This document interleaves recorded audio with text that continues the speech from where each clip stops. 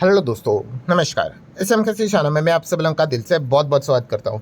Yes दोस्तों, अगर हम लोग यहाँ पे बात कर ले कल के दिन के हिसाब से, यस कल क्या है तारीख, तो आप सब लोगों को पता है कल है 9 जुलाई।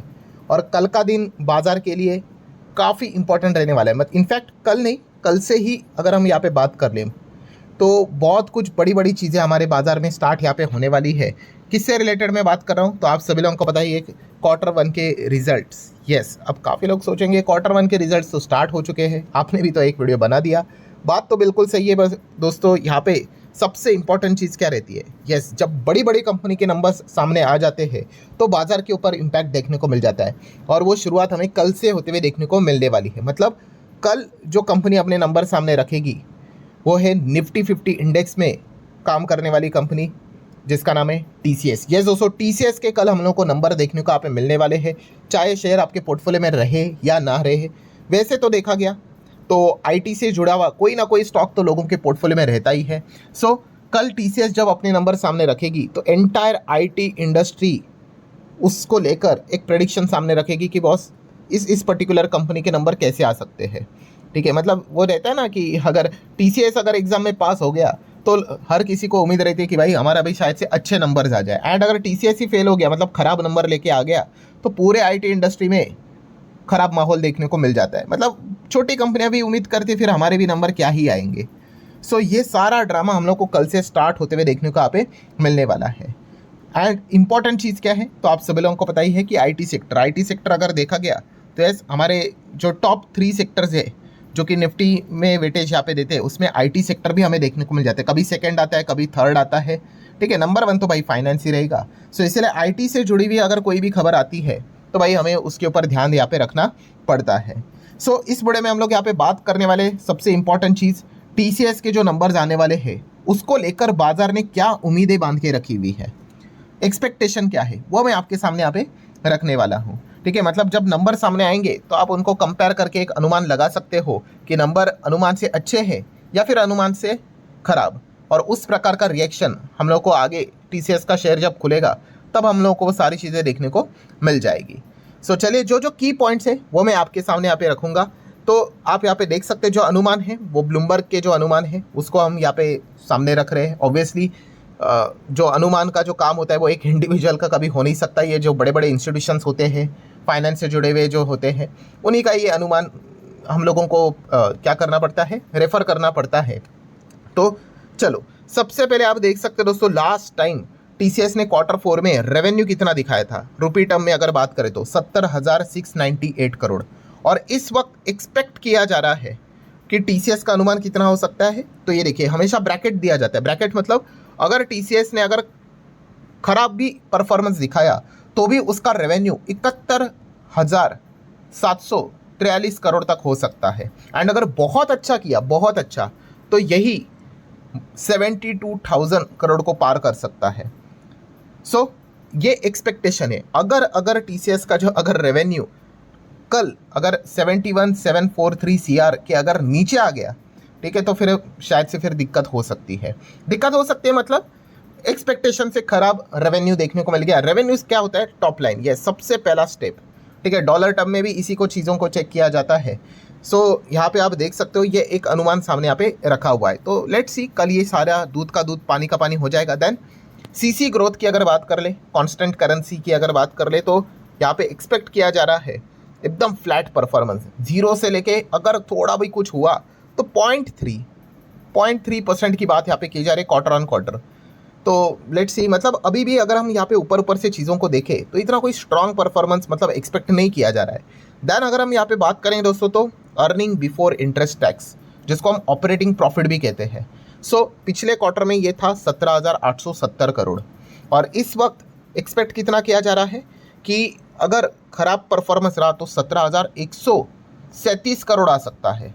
एंड अगर अच्छा भी आया, बहुत अच्छा आया, तो भी 17,284 करोड़। मतलब पॉइंट क्या है दोस्तों, यहाँ पे ईबिट को लेकर, ऑपरेटिंग प्रॉफिट को लेकर पहले ही मार्केट ने मान लिया कि भाई ये बहुत ही घटिया परफॉर्मेंस दिखाएंगे। अब देख लो ना, लास्ट टाइम 870 था, इस वक्त बेस्ट परफॉर्मेंस को भी वो एक्सपेक्ट कर रहे हैं कि 17,300 भी नहीं होगा। सो अब एक्चुअल में नंबर क्या आएंगे वो तो कल ही पता चलेगा। अगर अच्छे दिखा देंगे तो भाई बाजार भी वैसे रिएक्ट करेगा। पर एक्सपेक्टेशन अगर देखा गया तो यही अनुमान लगाया जा रहा है कि भाई ज़्यादा उम्मीदें मत रखना, खराबी नंबर डिलीवर होने वाले हैं। देन मार्जिन की अगर बात कर ले तो लास्ट टाइम मार्जिन थे 25.27% और इस वक्त अगर लोएस्ट लेवल की अगर बात कर ले तो वो कह रहे 23.7 आ सकता है, और अगर बहुत ही अच्छा आया तो 24.19। मतलब अगर बहुत अच्छा है तो भी प्रीवियस जो मार्जिन थे उसके नीचे ही रहेंगे। ठीक है, मार्जिन के ऊपर दबाव आएगा बिकॉज एक्सपेंसेस बढ़ जाते हैं, salary increment and all that, but फिर भी पॉइंट यहाँ पे क्या है, जो लास्ट टाइम जो मार्जिन थे उससे कम ही परफॉर्मेंस देखने को मिलेगा इवन बेस्ट केस सिनेरियो। तो इसको भी आप नोट करके चल सकते हैं। एंड आखिरी जो पॉइंट रहता है नेट प्रॉफिट, तो लास्ट टाइम नेट प्रॉफिट था 13,718 करोड़ का, इस वक्त खराब सिचुएशन में एक्सपेक्ट किया जा रहा है 13,392 करोड़, और बेस्ट सिनेरियो में एक्सपेक्ट किया जा रहा है 13,485 करोड़। मतलब बॉटम लाइन ये है दोस्तों, सेम वही सिनेरियो कि लास्ट टाइम 700 के रेंज में था, यहाँ पे बेस्ट सिनेरियो में भी आप देख सकते हो 500 के नीचे एक्सपेक्ट किया जा रहा है। सो कुल मिला के ऐसा ही लग रहा है कि कल टीसीएस के जब नंबर आएंगे ना, बाजार को वैसे भी कुछ खास उम्मीद है ही नहीं। ठीक है, वैसे तो देखा गया ये कभी कभी अच्छा भी रहता है, ज़्यादा उम्मीद रहती है ना तो डिसअपॉइंटमेंट ही हाथ लगती है। इससे अच्छा मतलब पहले से मार्केट बोलते हैं ना कि क्या ही नंबर दिखाएंगे, उस मतलब वो कंपैरेटिवली थोड़ा सा अच्छा ही सिनेरियो रहता है। सो एक्सपेक्टेशन की अगर बात कर ले तो सारे एक्सपेक्टेशन काफ़ी पुअर, पिछले क्वार्टर के हिसाब से तो ज़्यादा है ही नहीं, सब कुछ कम ही नज़र आ रहा है एक्सेप्ट रेवेन्यू। तो लेट्स सी, कल पता यहाँ पे चल जाएगा। Then one of the most important point, commentary. Yes, number तो सामने आएंगे बट उससे भी ज़्यादा इंपॉर्टेंट है कि कंपनी की कमेंट्री। कमेंट्री मतलब भविष्य को लेकर, फ्यूचर को लेकर कंपनी अपना क्या क्या रोड मैप सामने रखेगी, क्या गाइडेंस यहाँ पे देगी नहीं देगी, स्किप करेगी अच्छा या फिर बुरा, ये सारी चीज़ें हम लोग को कल पता चलने वाली है। प्लस BFSI के ऊपर हम लोगों को ध्यान रखना पड़ेगा। BFSI मतलब banking, financial service and insurance, जहाँ से अच्छा खासा ये बिजनेस करते हैं। सो वहाँ से कितनी कमाई होती है उसके ऊपर ध्यान रखना पड़ेगा। एंड आखिरी, none other than AI, artificial intelligence, जो आज इनकी हालत है, तमाम IT कंपनीज की हालत है, वो इसी चीज़ के चलते। तो AI को लेकर ये क्या कमेंट्री देते हैं, ये देखने वाली बात है। क्या AI को लेकर क्या इन्वेस्टमेंट का रोड मैप रख रहे हैं कि कुछ बड़ा कैपेक्स के कुछ करने वाले हैं कि नहीं करने वाले हैं, सारी चीज़ें हम लोग को इस सारे सवालों के जवाब कल हम लोग को देखने को यहाँ पे मिल जाएंगे। तो इस चीज़ को आप ज़रूर नोट करके यहाँ पे चल सकते हो। दैन दोस्तों आखिरी की पॉइंट, यूजुअली देखा गया तो TCS के नंबर कब आएंगे, खास करके आप कह सकते हैं 3:30 बजने के बाद ही आ जाते हैं। ठीक है, तो बाद में जब नंबर आएंगे तो उनको हम स्टडी करेंगे, अगले दिन उसका रिएक्शन देखने को मिलेगा।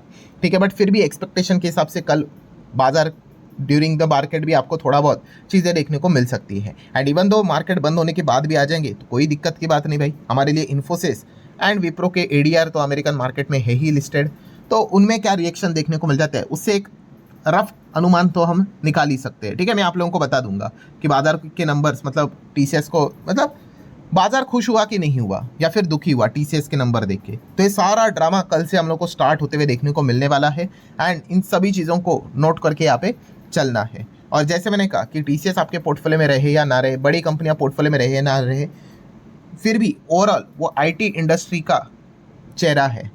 वो जिस प्रकार के नंबर सामने रखेगा बाकी IT कंपनीज को लेकर भी एक उम्मीद क्रिएट होगी कि एग्जैक्टली क्या एक्सपेक्टेशन बाजार यहाँ पे ड्रॉ करेगा। ठीक है, एक्चुअल में परफॉर्मेंस तो बाद में ही पता चलेगा। ऐसे बहुत सारी कंपनियां रहती है IT की कि मान लो TCS के नंबर खराब आ गए तो इस चीज़ के चलते गिरावट हो जाती है बाकी IT कंपनीज में भी, और बाद में हम देखते हैं कि पर्टिकुलर XYZ कंपनी भाई उसके नंबर तो काफ़ी बढ़िया थे तो फिर वो रिकवरी भी आ जाती है। ठीक है, बट पहले हम यहाँ पे कह सकते हैं कि TCS के नंबर जब सामने आएंगे तो एक इनिशियल क्या रिएक्शन रहता है इंटायर इंडस्ट्री में, ये देखने को कल हम लोग को यहाँ पे मिलने वाला है।